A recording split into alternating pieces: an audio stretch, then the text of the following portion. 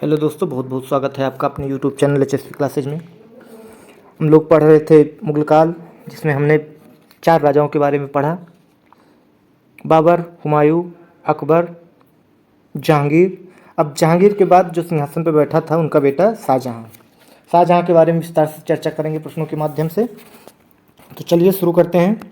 पहला प्रश्न है कि जहांगीर के बाद सिंहासन पर कौन बैठा था? शाहजहां बैठा था सिंहासन पर 1627 से 1657 ईस्वी में गद्दी पर बैठा। ठीक है। अगला प्रश्न है कि शाहजहां के बचपन का क्या नाम था? शाहजहां के बचपन का नाम खुर्रम था। दोस्तों, बचपन का नाम याद रखिएगा, बहुत इम्पॉर्टेंट है, बार बार पूछा जाता है। जैसे फरीद खान या शेर खान। ये शेरशाह सूरी का नाम था। शेरशाह सूरी के बचपन का नाम था। सलीम जहांगीर के बचपन का नाम था। खुर्रम ये शाहजहां के बचपन का नाम था। ठीक है। अगला प्रश्न है कि शाहजहां की पत्नी का क्या नाम था? शाहजहां की पत्नी का नाम अर्जुमंद बानो बेगम था, जिनको उन्होंने मुमताज महल, इनका नाम मुमताज महल रखा और बाद में इन्हीं की याद में ताजमहल बना था। दोस्तों, शाहजहां की 7 पत्नियां थीं। कितनी पत्नियां थीं? 7। लेकिन हम लोग केवल मुमताज महल को जानते हैं, वो भी ताजमहल की वजह से। इनकी 7 पत्नियां थीं। अर्जुमंद बानो बेगम, ये किसकी पुत्री थी? ये आसफ खान की पुत्री थी। आसफ खान की पुत्री थी। अच्छा, आसफ खान कौन था? आसफ खान था भाई किसका? किसका भाई था? नूरजहां का। नूरजहां का भाई था। और उसी की बिटिया थी, पुत्री थी अर्जुमंद बानो बेगम। ठीक है, जिससे इसकी शादी हुई थी। अगला प्रश्न है कि शाहजहां ने मलिका ए जमानी की उपाधि किसे प्रदान की थी? मलिका ए जमानी की उपाधि अर्जुमंद बानो बेगम को प्रदान की थी। अर्जुमंद बानो बेगम, जिनको हम आमतौर पर मुमताज महल के नाम से जानते हैं। मुमताज महल। और नूरजहां, नूरजहां किसकी पत्नी थी? ये पत्नी थी जहांगीर की। और मुमताज महल यानी अर्जुमंद बानो बेगम शाहजहां की पत्नी थी। इन्हीं की याद में शाहजहां ने ताजमहल बनवाया। और इनकी मृत्यु जो हुई, अर्जुमंद बानो बेगम यानी मुमताज महल की, इनकी मृत्यु इनके 14वें बच्चे के जन्म के समय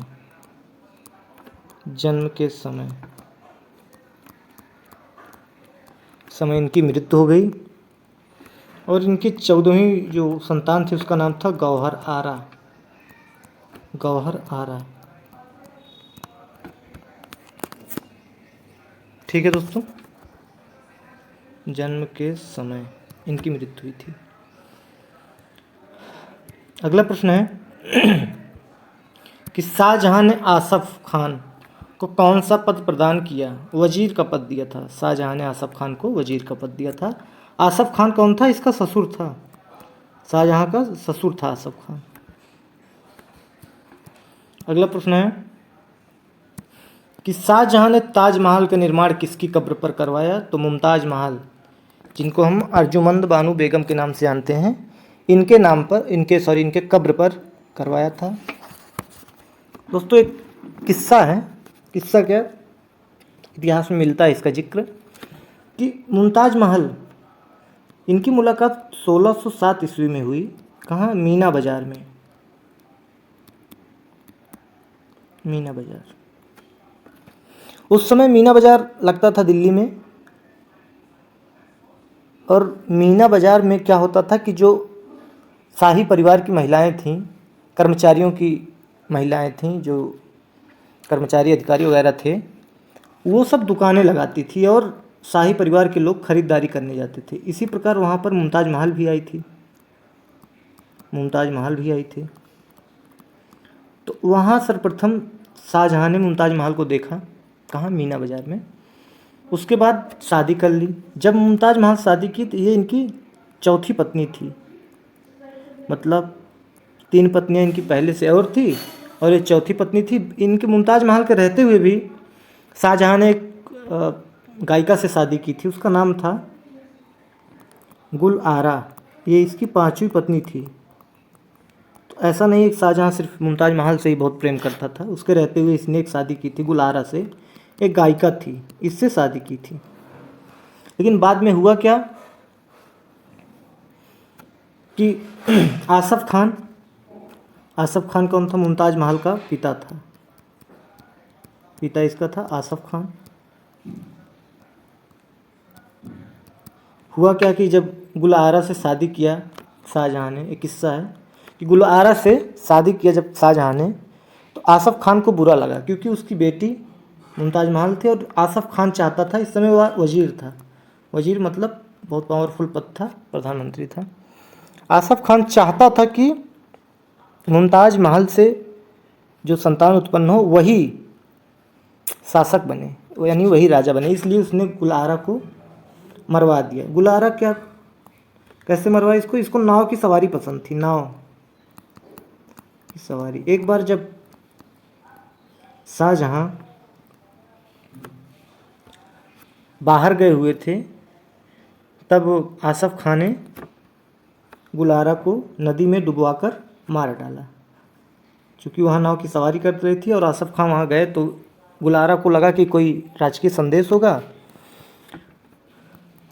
लेकिन आसफ़ खान ने वहीं नदी में डुबोकर मारवाड़ दिया। किसको? गुल आरा को डुबाकर मार दिया। ठीक है, तो कहने का मतलब कि बहुत सारी पत्नियां थीं इनकी, लेकिन 7 पत्नियों का जिक्र मिलता है, जिसमें से मुमताज़ महल चौथी पत्नी थी। अच्छा, मुमताज़ महल की मृत्यु कैसे हुई थी? ये बात है 1631 ईस्वी में, 1631 ईस्वी की, इसी समय इनकी मृत्यु हुई थी। उस समय हुआ क्या था कि दक्षिण में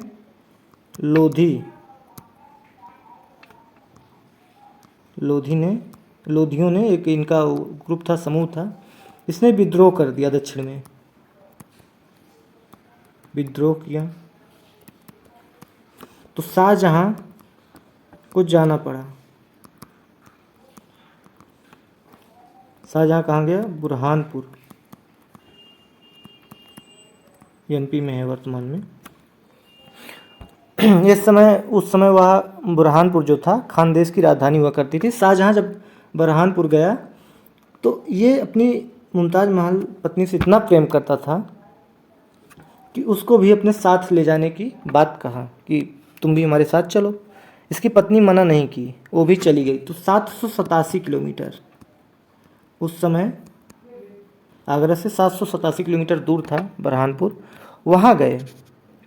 जबकि जितने हकीम वगैरह थे मना किए कि आपकी डिलीवरी का समय है, प्रसव पीड़ा कभी भी शुरू हो सकती है, हकीमों ने मना किया।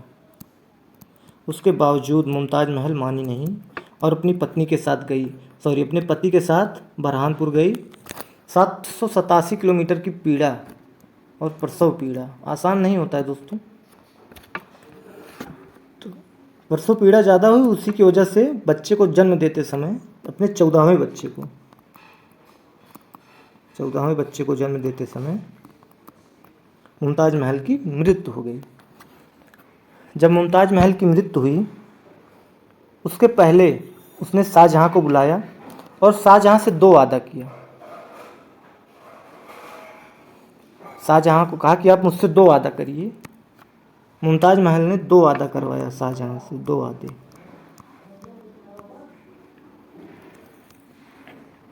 इनके दोनों वादे क्या थे? पहला तो एक खूबसूरत मकबरा बनवाइए आप मेरा, खूबसूरत मकबरा बनवाएंगे।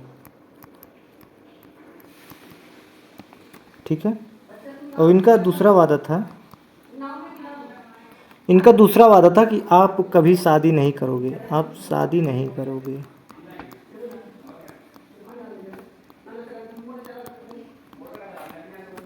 ठीक है। ये वादा तो इन्होंने पूरा किया, लेकिन ये वादा इन्होंने पूरा नहीं किया। इन्होंने उसके तुरंत बाद मुमताज़ महल की एक मौसेरी बहन थी, मौसी की लड़की थी, उससे शादी की। उसके तुरंत बाद इन्होंने उससे शादी की, लगभग 10 दिन के बीतने पर शादी कर ली। ठीक है। तो ये रही छोटी सी कहानी इनकी। अगला प्रश्न है कि ताजमहल का निर्माण करने वाला मुख्य स्थापत्य कलाकार कौन था? उस्ताद अहमद लाहौरी, ये मेन आर्किटेक्ट था। ये इनका मेन आर्किटेक्चर था।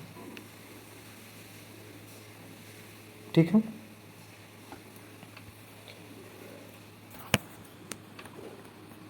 इसके साथ ही ये तो मुख्य कलाकार थे, पूरा देख में जिनके बना था, देख रेख में उस्ताद ईसा खान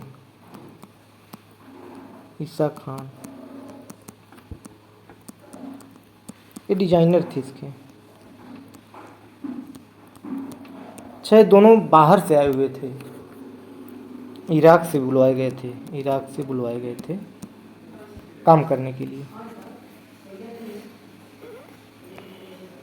और ताजमहल में जो पत्थर लगा है मकराना से मंगवाया गया था, मकराना राजस्थान से मंगवाया गया था यह पत्थर। और उस समय लगभग 22 लाख रुपए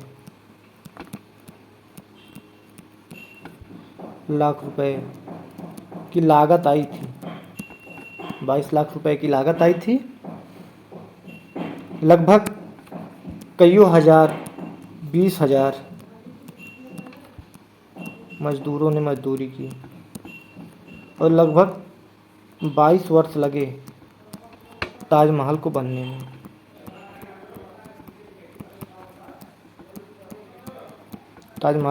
लगभग 22 वर्ष लगे।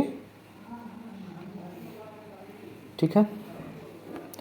अगला प्रश्न है कि मयूर सिंहासन का निर्माण किस शासक ने करवाया था? शाहजहां ने करवाया था। और इसमें मयूर सिंहासन में शाहजहां ने एक काम और किया था, पित्रादुरा का कार्य करवाया था। पित्रादुरा का कार्य करवाया था। अगला प्रश्न है कि मयूर सिंहासन के मुख्य कलाकार कौन थे जिन्होंने मयूर सिंहासन को बनाया? बादल खान। मयूर सिंहासन। अगला प्रश्न है कि किसके शासनकाल को स्थापत्य कला का स्वर्ण युग कहा जाता है? शाहजहां के। कारण इसका है कि बहुत सारी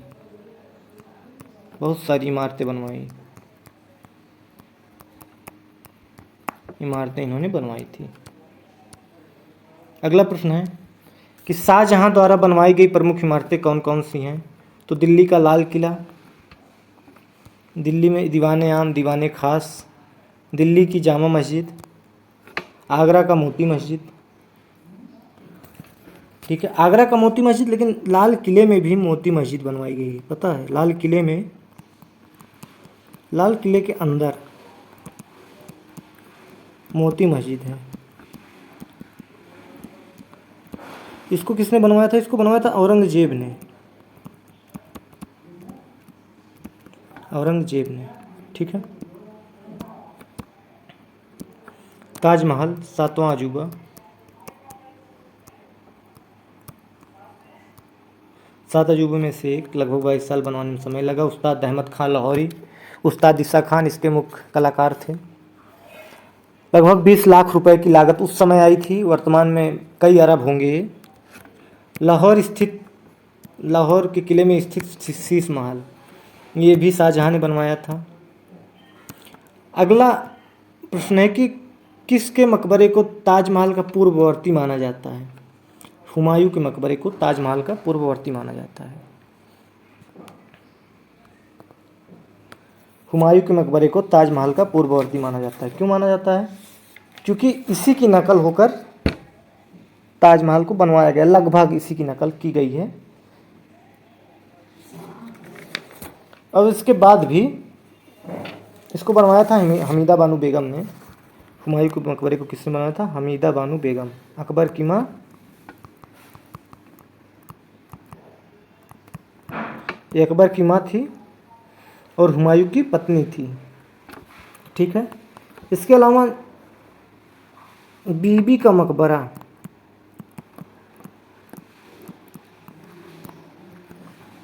औरंगजेब ने बनवाया था। किसने बनवाया था? औरंगजेब। ठीक है। इसको क्या कहा जाता है?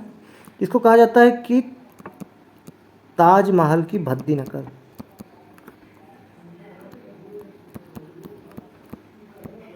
भद्दी या फूहड़ नकल, क्या कहा जाता है इसको? ताजमहल की भद्दी या फूहड़ नकल। बीबी का मकबरा ताजमहल की नकल करके बनवाया गया था दक्षिण भारत में। अगला प्रश्न है, शाहजहानाबाद की स्थापना किसने की? शाहजहां ने की। और शाहजहानाबाद, इसकी जो स्थापना थी, इसमें शाहजहां की एक पुत्री थी जहां आरा।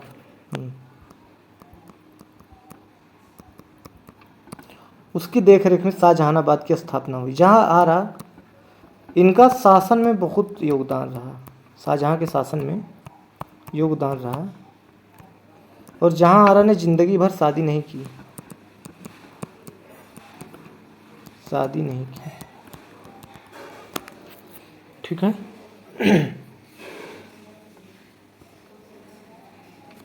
अगला प्रश्न है दोस्तों, यहाँ शाहजहानाबाद से कंफ्यूज मत होइएगा, वर्तमान में दिल्ली ही है। दिल्ली में एक नगर था शाहजहानाबाद, जहाँ इन्होंने ताजमहल ताजमहल नहीं, लाल किला और मोती मस्जिद, जामा मस्जिद, ये सब बनवाए थे। जहाँ मीना बाजार लगता था, वही सब इलाका। अगला प्रश्न है, शाहजहां के दरबार के प्रमुख चित्रकार कौन हुआ करते थे? फ़कीर, मोहम्मद फ़कीर एवं मीर हासिम। दोस्तों, लगभग जितने भी शासक हुए मुगल काल में, सबके दरबार में चित्रकार हुआ करते थे, जो कि राजा और उस समय के महारानियों के सुंदर सुंदर चित्र बनाया करते थे। सभी के दरबारों में चित्रकार जरूर रहा करते थे। अगला प्रश्न है कि शाहजहां ने संगीतज्ञ लाल खान को कौन सी उपाधि प्रदान की? तो गुड़ समंदर की उपाधि प्रदान की थी। ठीक है। इसके अलावा शाहजहां ने एक कार्य और किया था कि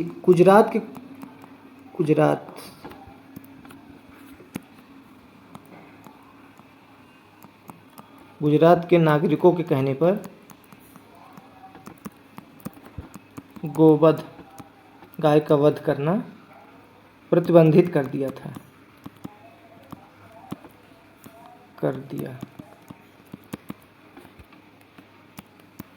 अगला प्रश्न है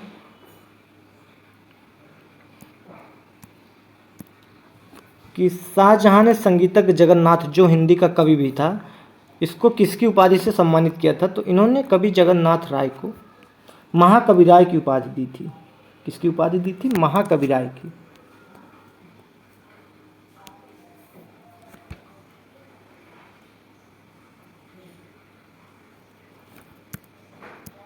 और शाहजहां का जो प्रिय राग था, शाहजहां का प्रिय राग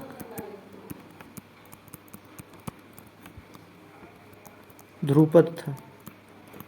क्या था? ध्रुपद था। ध्रुपद गायन शैली का विकास किसने किया था? तानसेन ने। इन्होंने ही किया था। अगला प्रश्न है कि शाहजहां के पुत्रों में सर्वाधिक विद्वान कौन था, जिसने भगवद गीता, योग वशिष्ठ, उपनिषद एवं रामायण का अनुवाद फारसी में करवाया? इतना विद्वान व्यक्ति इनका दारा शिकोह था।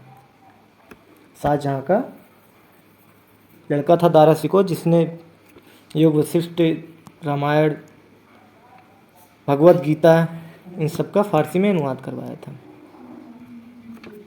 अगला प्रश्न, किसने सर्रे अकबर महान रहस्य के नाम से उपनिषदों का अनुवाद करवाया? तो तारा सिको ने इसका अनुवाद करवाया था। अगला प्रश्न है कि धर्मट का युद्ध कब और किसके मध्य हुआ? धर्मट का युद्ध कब और किसके मध्य हुआ था? 15 अप्रैल 1658 ईस्वी को दारा सिको एवं औरंगजेब के मध्य हुआ था। दारा सिको हार जाता है। थोड़ा सा जान लेते हैं शाहजहां के पुत्रों के बारे में। शाहजहां के 4 पुत्र थे। कौन कौन? 2 तो आप पढ़ ही लिए होंगे, दारा सिको, औरंगजेब,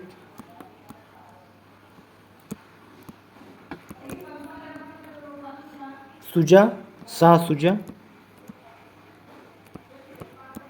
और मुराद। ये इनके 4 पुत्र थे। और जब अपने अंतिम काल में 1657-58 के आसपास ये बीमार पड़ा शाहजहां, तब इनके चारों पुत्रों में धर्म उत्तराधिकार के लिए कि गद्दी पर कौन बैठेगा इसको लेकर युद्ध होने लगा। ठीक है, उसमें ही पहला युद्ध जो था धर्मट का युद्ध हुआ 1658। दारा सिको, जिसमें दारा सिको था, इसके पास शाही सेना थी। दारा सिको जो था ये शाहजहां का प्रिय था, लेकिन औरंगजेब के साथ ऐसा कुछ नहीं था। औरंगजेब इसका साथ जो दे रहा था वो मुराद था, इसका एक भाई मुराद इसका साथ दिया और इसमें ये हारे। अगला प्रश्न है कि सामूगढ़ का युद्ध कब और किसके बीच हुआ? 29 मई 1658 को दारा सिको एवं औरंगजेब के मध्य हुआ था सामूगढ़ का युद्ध। इसमें भी औरंगजेब इसके साथ था, मुराद के साथ था और दारा सिको अकेला था, इसके साथ शाही सेना थी, लेकिन ये फिर भी हारा। दारा सिको हार गया। इसके बाद भी युद्ध हुआ। इसके बाद कौन सा युद्ध हुआ? एक युद्ध था खजुआ का युद्ध। खजुआ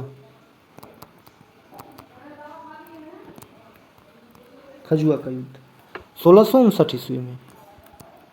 किसके किसके मत? औरंगजेब और शाह शुजा।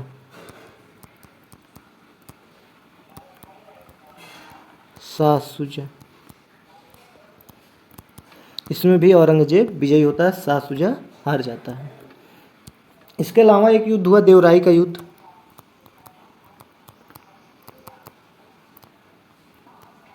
1659 में ही हुआ। ये भी औरंगजेब व दारा के बीच होता है। यह युद्ध भी दारा सिको हारता है और इस युद्ध को हारने के बाद दारा सिको को मार दिया जाता है। मारा ऐसे जाता है कि इस्लाम धर्म के गद्दारी करने के आरोप में, इस्लाम धर्म से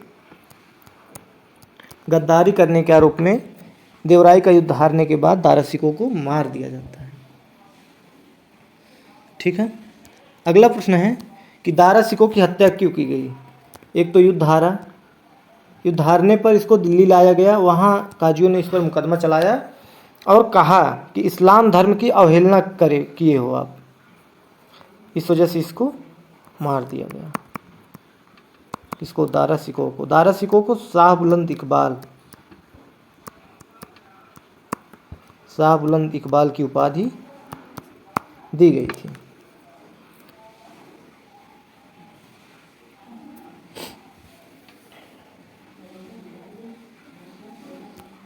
अगला प्रश्न है कि शाह बुलंद इकबाल के रूप में किसे जाना जाता था? दारा सिको को। देखा जाए तो दोस्तों दारा सिको जो था शाहजहां का सबसे बड़ा पुत्र था, सबसे बड़ा पुत्र दारा सिको था। ये उपाधि इसको किसने दी थी? शाहजहां ने स्वयं दी थी। शाहजहां ने स्वयं यह उपाधि दी थी, किंग ऑफ लॉफ्टी फॉर्च्यून इसकी उपाधि दी थी। और इसको पंजाब की सूबेदारी दी थी अपने समय। किसकी सूबेदारी दी थी? पंजाब की।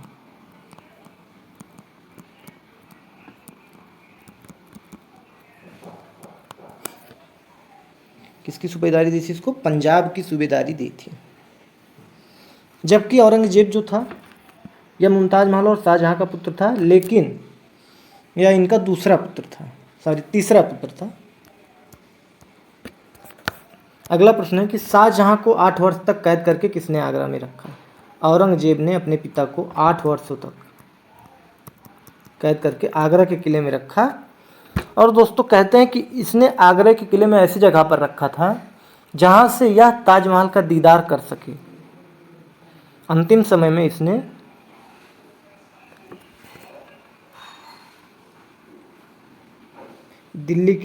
आगरा के लाल किले में रखा था। कहाँ रखा था? आगरा के लाल किले में रखा।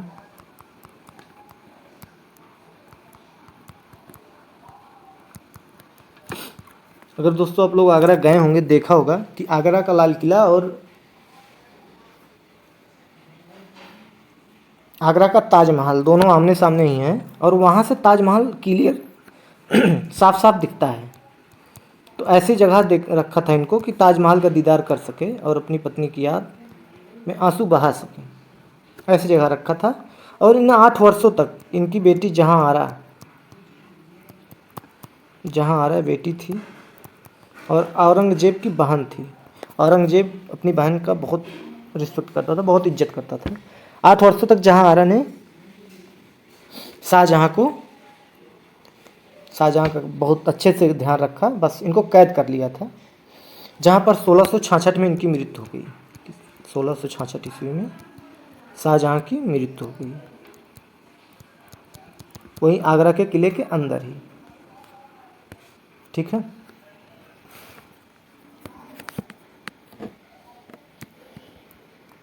तो दोस्तों ये रहा आज का चैप्टर सेशन। उम्मीद है कि क्लास आपको पसंद आई होगी। हमारे यूट्यूब चैनल HSP क्लासेज को लाइक शेयर सब्सक्राइब कीजिएगा। मिलते हैं अगली क्लास में। बने रहने के लिए धन्यवाद। जय हिंद।